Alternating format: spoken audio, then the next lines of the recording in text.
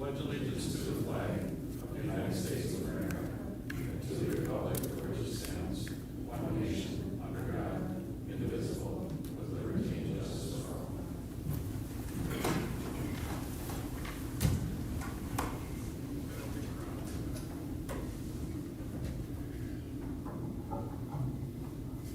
Any additions or changes to the agenda, Brad? There's just one clarification, item 10, which is the purchase of construction easement for the 26 million overlay. The dollar amount was missing in it, that dollar amount is $1,500. Just want to provide that clarification.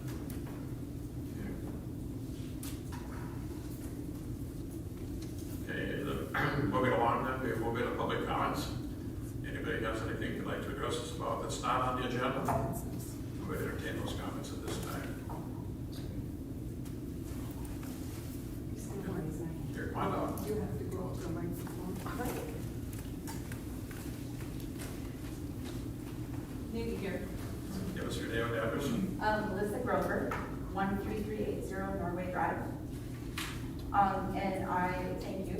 I am coming on behalf of myself and a few of our neighbors. There's a new group home that has been opened right next to our home, our homes. And there's been a considerable amount of law enforcement and ambulance traffic there. And upon calling the organization that runs the home, I was told by the CFO that there is currently a violent client living there, and that it's in my best interest to lock my doors. And I have taken that as an area of concern for myself. My son who is 12, my neighbor who lives across the street has a son who is 5. There are other children in the neighborhood. And I don't feel that my concerns with the group home owner were heard. I was told that the client's interests are at heart, the client's privacy is at heart. That is their sole purpose. I've been told by badge number 496 that this is a group home. I've been told by Angie Ely with the Crow Wing County licensing department that this is a group home. However, doing research from the Department of Health and Human Services, it's actually licensed as a foster care home or supported living services home. I don't know if that's one and the same.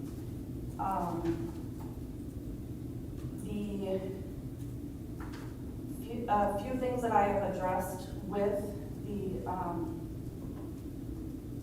owner of the said group home or foster home, lack of parking lot. They're parking on their grass, which I understand is a violation of the city of Baxter. The amount of traffic going in and out. The shift changes happen at 7 p.m., 3 a.m. One of their staff that works there has their alarm set, so when they lock their door, their horn blasts on every open and lock. I've asked for if they would address that. That also has not been addressed. They have lighting on the outside of this home 24 hours a day, 7 days a week. I've been told that that is for security and safety purposes of the residents and staff. And it's supposed to be looking like an actual residence and not a business. No house in our neighborhood keeps their lights on 24 hours a day, 7 days a week. On July 20th, there were 5 police there, 1 ambulance. They all came in, no lights, no sirens. They all left, no lights, no sirens. On Friday, July 31st, 3 police, 1 ambulance. They all left, and they arrived and left, no lights, no sirens. 1 person did leave in the ambulance. When I approached badge 469 and asked him, as a concerned citizen, why there's so much traffic, why there's so much law enforcement traffic, he told me, well, it is a group home. And I said, well, as a concerned citizen, what can I do? He said, go see your city council. So here I am. I did request just yesterday from the administration at the police department, possibly. I sent an email the data request after talking to somebody, because I would like to know, how much activity is going on. We just see what's happening, when somebody is home. But we're not always there, and it's just really been disruptive, and concerning, that this is in our neighborhood. And what's even more concerning is it was never brought to our attention that it was happening. It was just here. And I've been told on multiple occasions from the county, well, it's paid for by the state, so you have to take it up with the state, and that's wrong. How long ago did this open? Evidently, it got licensed, June of 2025. They did not start taking residents until August of 2025.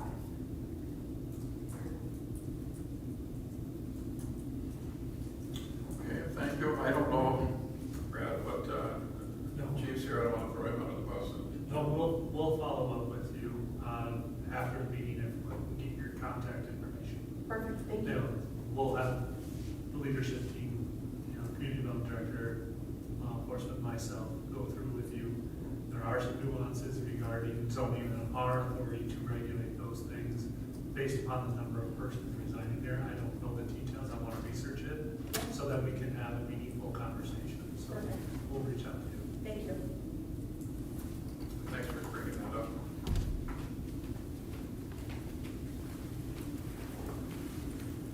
Anybody else? Dave?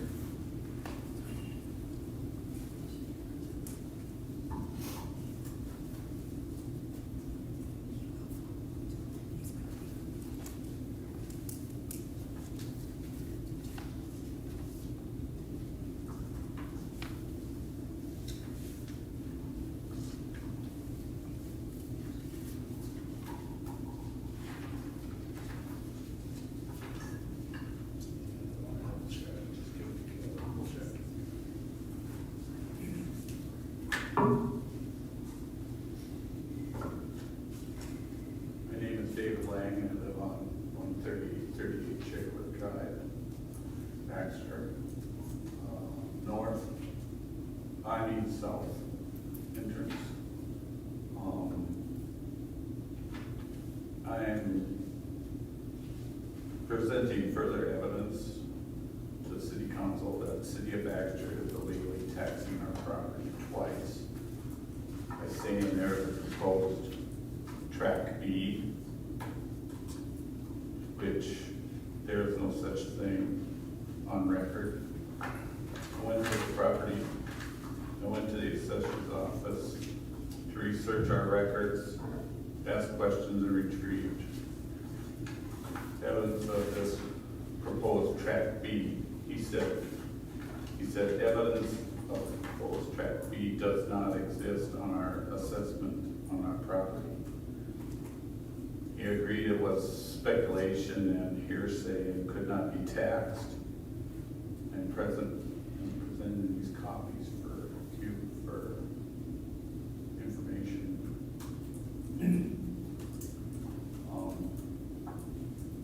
I don't know what the deal is. I can't remember when we had to use this system in order to do this.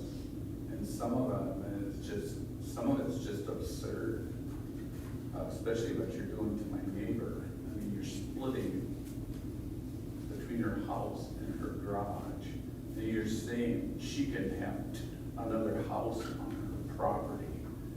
And you're saying, well, if I cut down all my trees, I can have another house on my property.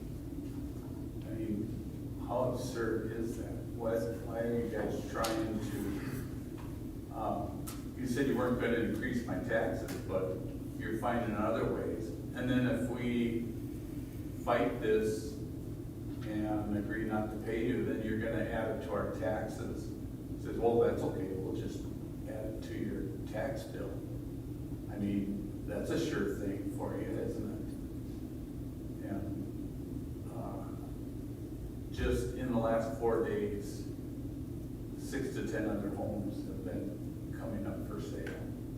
They don't wanna mess with your system either. And the reason I don't have anybody backing me up is because everybody's saying, well, you're gonna do it anyway, so why even try? And I brought this up before. And then we were asking if we could, wait for the paving of the road so we could work it out into our budgets. Some are on fixed incomes and have strict budget choices that include expensive medication. We don't think Cherrywood needs to be paved this year. It's better than most roads. There are too many other issues that needed to be done before, like improving ditches to keep the water off the road. I mean, you're gonna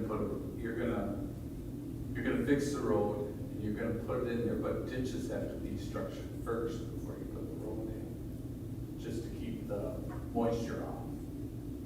Anybody that knows anything about paving roads knows that you have to keep the road off. And I noticed some of your roads, you're not putting the proper camber on the top of the road, so there's, after of the garbage truck, then, and heavy equipment, then the center of the road goes down and your water just sits on there destroying the pavement. We don't want it to end up looking like Glenwood Drive. After all, we're paying for it. It should be considered that the evangelical church uses the road more than we do. We live on the road. If need be, they can close the road for emergency only. I know they need a road, an exit in the back of that lot because it's big and you have to have a way out in case of emergency. But everybody from that church goes in and out and they use that road more than we do. And I haven't heard anything about them paying their share. Because churches are tax exempt, apparently. And so I just think you're taxing us unfairly. I mean, there's other ways you should be able to raise money instead of, doing what you're doing. Because the people that live here, they're moving out.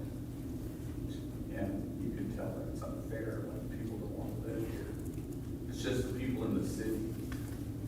We're better than the people in the city. I did read your document you sent me that Minnesota law allows you to do it that way, but right now Minnesota law is pretty corrupt. I mean, if they can steal billions of dollars from us, so you gotta raise our taxes, I mean, there's gotta be something you can do. You should at least have a person that you can hire to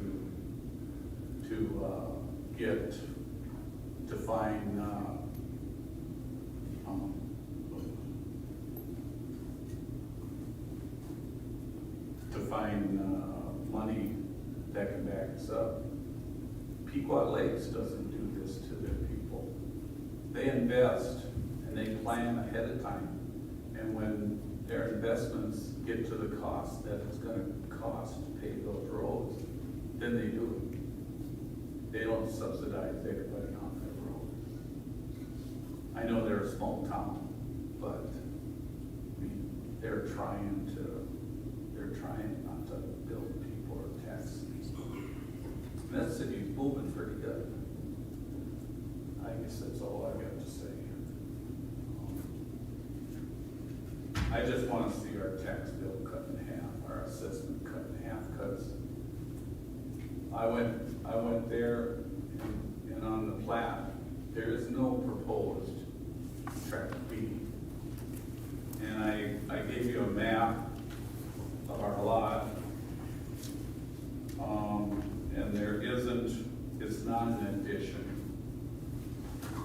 We're not adding anything. It's all speculation, and you can't tax on speculation. You ask a lawyer, they're experts on dealing with speculation and hearsay. And this is speculation and hearsay. And I want to see some attention brought to it. So if you could let me know what your decision is. Interested in hearing that. Can I just make a comment? Sure. So, you've been to a lot of meetings, and you've been to these hearings we have on assessments, and this is our current assessment policy on roads, water, and sewer. And every lot that's over 100 feet wide, or over 200 feet wide, that could be split into multiple lots, is charged an extra ERU. And we've had people in the past that say they'll never split their lot as soon as water and sewer comes through, and they could take their lot, break it into 2 or 3 pieces, they do that, and then they sell it. Understand the other thing here, you made a comment about subsidizing. The city of Baxter is subsidizing every water, sewer, and street project that we've been putting in to the tune of paying over 60% of the project. So you're not getting charged what this is actually costing. Everyone in the city is picking up 60% of it. The homeowners are being asked to pay 30%. I mean, I have no. This is just mill and overlay, so it's. Oh, it's just mill and overlay? Well, the percentages are still there though, right? That's 100%. Is it 100%? All right, I thought this was full water and sewer. Never mind. No, I just wanted to add, in regards to Mr. Lane, he did reference, we did respond to his letter outlining the method in which we do our assessment policy, the review that's done by legal counsel and everything else with each project, to determine that we're staying in compliance with the state statute. I was aware of and did have a copy of the July 30th information that Mr. Lang presented at the project kickoff meeting that was between the project team and the residents to introduce them to the contractor and things of that nature. In the context of that, that doesn't change our position, the city's position in regards to the assessment and the ordering of the improvements that took place on June 2nd. That action has already been taken in that context.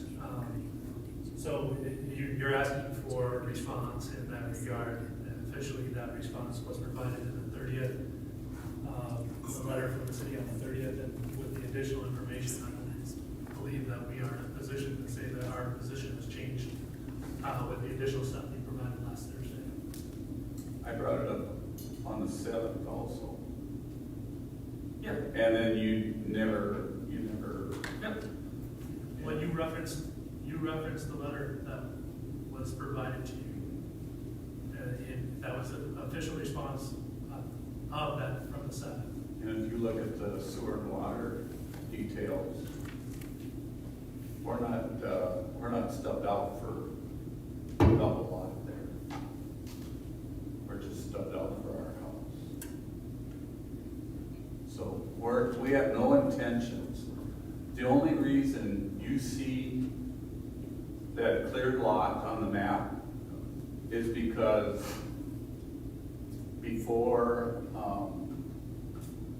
my neighbor built their house, there was, who was it, Nisham, was on Kentwood Drive. She didn't want city sewer. So then they came through my road and they came across my land, just started cutting down trees. They didn't bring anything up that, they didn't ask or present anything that they were gonna do that. They just came down there and started cutting trees down, heading over to Donald Street so they could feed the sewer and water to Donald Street. So, I could have sued the city then, but I didn't. Suing is something I'm not good at. But I do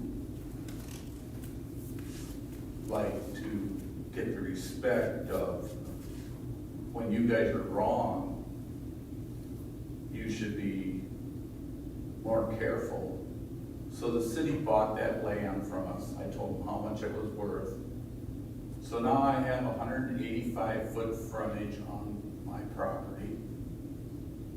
So I don't have 200 foot.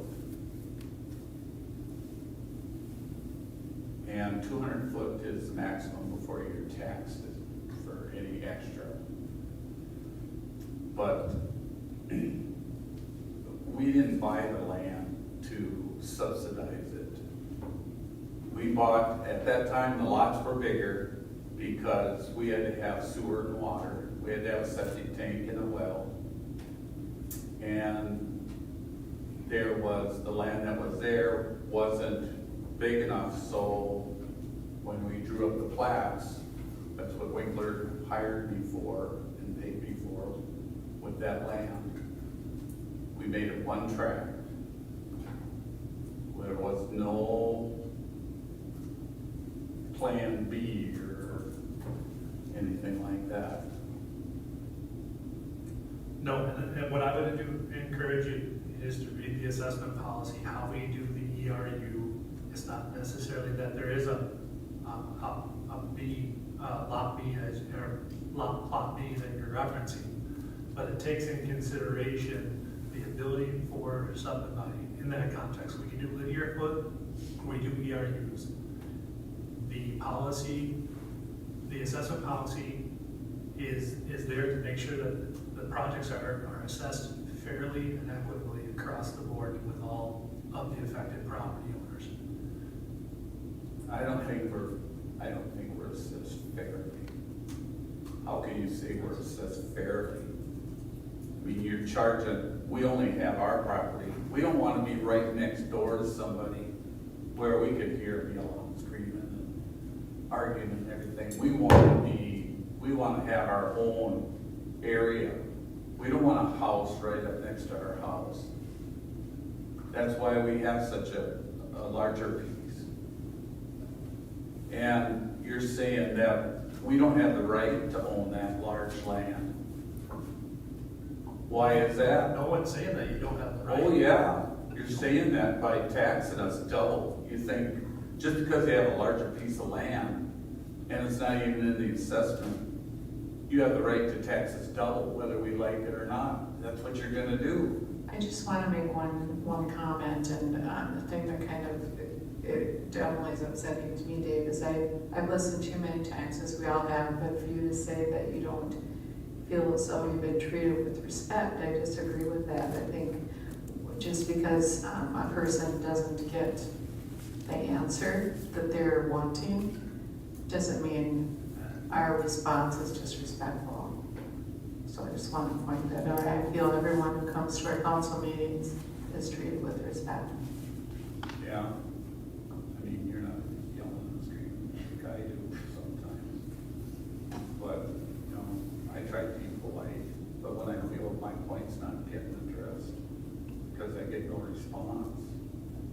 I want to piggyback on what Mark and Brad both said, that this is a brand new policy. This methodology has been since I've been here, where you go 100 feet, and so this is not a new concept or a surprise. We got your kind of a scenario. This is the way it's always been done. And if the county hasn't seen these before, I can't help that, because this has happened for many years. When the assessment policy was created years ago, that when we go in with a project, we're going to go 100 feet so we don't tear the road up later on. And so my point is that it's not a new concept. It's been used for many years. And so try to have as many meetings as possible so people see that coming, so that nobody is surprised. But it's not a gotcha thing. It's been the policy, and that is the fairness of it, which is a word you maybe don't agree with, but the fairness of it is that we could have it on each street and try to make it fair that way. So. Well, I've been here for 62 years, and I back when Baxter was a community, not a city. And I haven't heard so much complaining since the council started doing things that the people didn't like. And I hear more complaining. I listen more than I intervene in their talks. I'd like to throw in one other comment, because this was a similar discussion that came up. We got sewer and water back in 2006, so sewer, water, and a paved road. And we were one of the older developments, and there were a lot of larger lots that could potentially be divided up. Our lot was only 3/4 of an acre and could not be divided up. But on the flip side, you talk about, being able to afford this, consider the perspective of some of your neighbors that only have less than half an acre. And I think you've got 1.5 acres there, something like that. You have I've got 1.8 acres. Okay, 1.8 was a little low. You have the ability to divide off another lot that's legal per city code, and sell that lot to completely pay for this assessment. Now, you might not like to do that, but it is possible. So what Well, I'm not saying it's that not. we should charge everyone else, all of your neighbors, more, because, and you less, but even though you have the means that you could divide that lot and sell it off. And I understand that you don't want to, but for city code, you could. Also, so you're gonna tax me on you could. That's hearsay and speculation. You could. No, it's not speculation. I mean, You can. I could split the lot, You can do it tomorrow. I could put 2 trailers on there maybe. So I've been here for a while too, Yeah, I know. and especially through the whole assessment that when I got started, we had a committee for coming up with a fair assessment policy. And remember back when we first used to do these assessments, we did it by the linear foot. And to make it a little more fair for inside and outside of curves, we went back 40 feet and measured at 40 feet what the building setback was.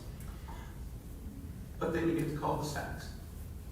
At 40 feet, you probably still have 200 feet wide. So you're gonna get charged 200 feet, whatever the cost per lineal foot of that road is.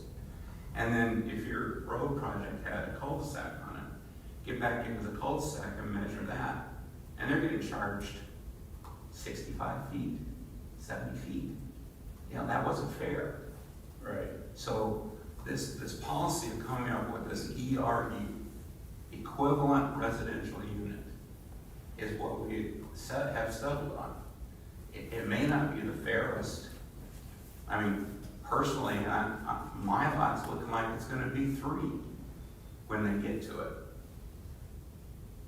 I don't want water and sewer if it's gonna cost me 3 times a 100-foot lot, but those are the rules right now, and gotta abide by them. So it's the ERU thing is the fairest system we've been able to come up with. And I take a little offense that you're saying it's a tax. It's not. It is tax. It's not. It's an assessment. And that's the rule. It's an assessment. Whatever the state statute is, that's what they call it. And yes, if you don't pay it, or you don't want to pay it up front, whatever portion that after a certain deadline you don't want to pay gets put onto your tax statements as an assessment, and then you pay for it over the course of whatever the residential project is, 10 years. So, 5, I think. 7%. I don't know, that changed over the years too, but anyway, that's how we came up with it. We tried this way, it wasn't quite fair. We tried this way, it wasn't quite fair. Baxter has big lots. People like the space. Well, you've got that much more street in front of your property. Somebody's got to pay for it. Maybe that's why Brainerd doesn't put cul-de-sacs in. I mean, Baxter. I don't even think when Brainerd was developed, they even knew what a cul-de-sac was. I think They were Brainerd. 25 They were 25 by 144 with a 14-foot alley in the back. Mhm. And that's how they laid it out. I got a house in Brainerd. I've got like 1.5 lots. My house in Lincoln, Nebraska was 1.5 lots, and the next door neighbor had 2 lots. And, you know, that's just the way the plats work back then. Those are old cities. The new developments have a lot of cul-de-sacs, they don't know, Yeah, and curves. But, I mean, Baxter did it to themselves. I mean, if we could come up with a system that's more fair, great.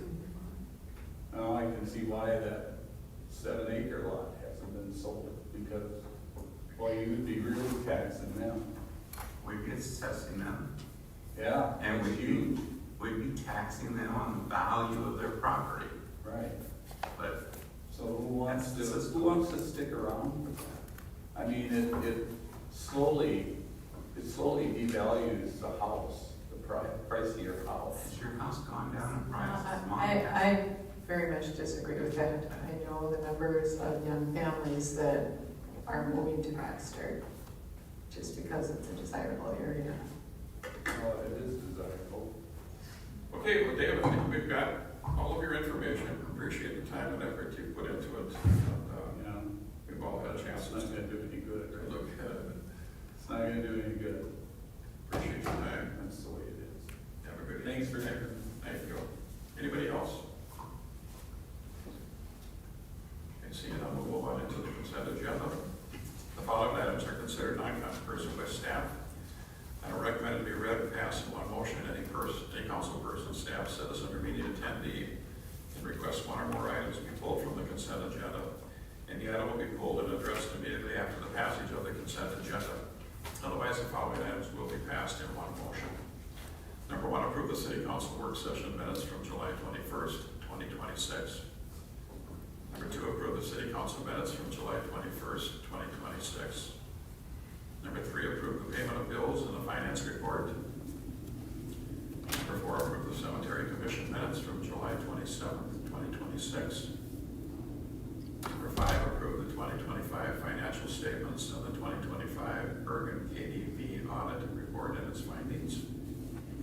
Number 6, accept the ventilation assessment for water treatment plant report. Number 7, approve SEHV amendment number 1 in a not to exceed amount of $23,278 with a revised total not to exceed amount of $80,570 for additional professional services related to water treatment plant HVAC project. Number 8, approve the joint powers agreement between Crow Wing County Sheriff's Office and the Baxter Police Department regarding Crow Wing County Records Management System. Number 9, approve the sale of decommissioned 2020 police vehicle. Number 10, approve purchase of easement for parcel number 4012069 for the 2026 Millet Overlay Improvements Project with the addition of the selling price $1,500. Number 11, authorize the execution of conflict waiver for Flat Rate Hoof to represent the city of Brainerd and Brainerd Public Utilities. Number 12, approve lawful gambling permit for Lakes Area Habitat for Humanity, conduct a lawful gambling raffle on September 16th, 2026 at Jack Pine Brewery and October 29th, 2026 at the Lodge at Brainerd Lakes. Please pull that item. Pull that. Motion to approve the consent agenda. Motion by Cross, Second. second by Melissa, all in favor. Aye. Bill number 12. I'm going to abstain from voting because one of those is at my business location. Motion to approve number 12. Motion by Cross, Second. second by Cabot, all in favor. Aye. All same, sign passes. We're down to council comments, I guess, Connie. One brief one, just to make note and publicize and recruit that the Walk a Mile and Her Shoes event is taking place August 15th at the ARC. Zach, I have no comment tonight. Patrick, No comment. Mark. Watch out for motorcycles. I just, public service announcement, Kelly, if you could explain to us, people are calling about the primary. Do we have a primary or don't we? Yep, obviously. August 11th, polls are open from 7 a.m. to 8 p.m. And that's citywide, Yep, all 4 precincts. not just the north, okay? Nope,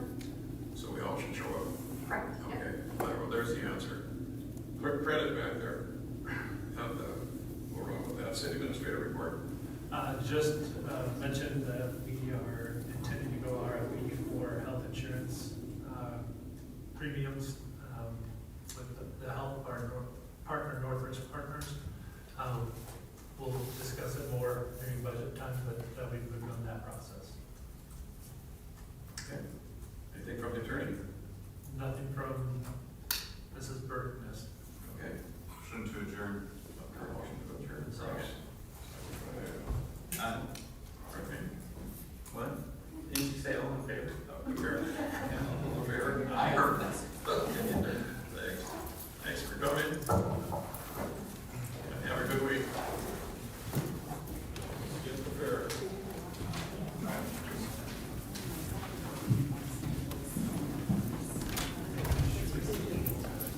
Thank you.